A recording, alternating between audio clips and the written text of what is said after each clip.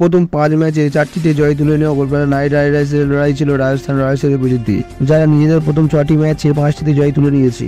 এই ম্যাচের আগেই লিগ টেবিলের ১ নম্বর দল ছিল রাজস্থান এবং ২ নম্বরে ছিল কলকাতা নাইট রাইডার্স। তবে মঙ্গলবার রাজস্থানকে হারাতে পারলে পয়েন্টের নিরিখে সঞ্জু স্যামসনকে ধরে ফেলতেন শ্রেয়াস আইয়ার। সেক্ষেত্রে কেকেআর এর নেট রান রেট ভালো হওয়ার সমান পয়েন্ট দাঁড়িয়ে গেলেও রাজস্থানকে টপকে লিগ টেবিলের শীর্ষে উঠে আসা নিশ্চিত ছিল কলকাতার। কিন্তু শেষ ইডেনে রাজস্থানের কাছে হার মানে কেকেআর। ফলে ৬ ম্যাচে ৮ পয়েন্ট নিয়ে লিগ টেবিলের দ্বিতীয় স্থানে থেকেই যেতে হয় কলকাতাকে। ৭ ম্যাচে ১২ পয়েন্ট নিয়ে প্লে অফের থেকে এক পা বাড়িয়ে রাখে সঞ্জু স্যামসনরা। ব্যাট হাতে ১০৯ রান ও বল হাতে একজোড়া উইকেট নিয়ে ম্যাচের সেরা হলো না সুনীল নারিন। তিনি ট্র্যাজেডিক হিরো হয়েই থেকে যান। দুর্দান্ত শতরান করে কার্যত একার হাতে রাজস্থানকে জেতানো জস বাটলার ম্যাচের সেরা ক্রিকেটারের পুরস্কার হাতে তোলেন। শেষ ওভারে বরুণ চক্রবর্তী প্রথম বলে ছক্কা মারেন জস বাটলার। সেই সুবাদে তিনি ৯টি ৪ ও ৬টি ছক্কার সাহায্যে ৫৫ বল নিয়ে ব্যক্তিগত শতরান পূর্ণ করেন। পরে 3টি বলে কোনো রান ওঠেনি।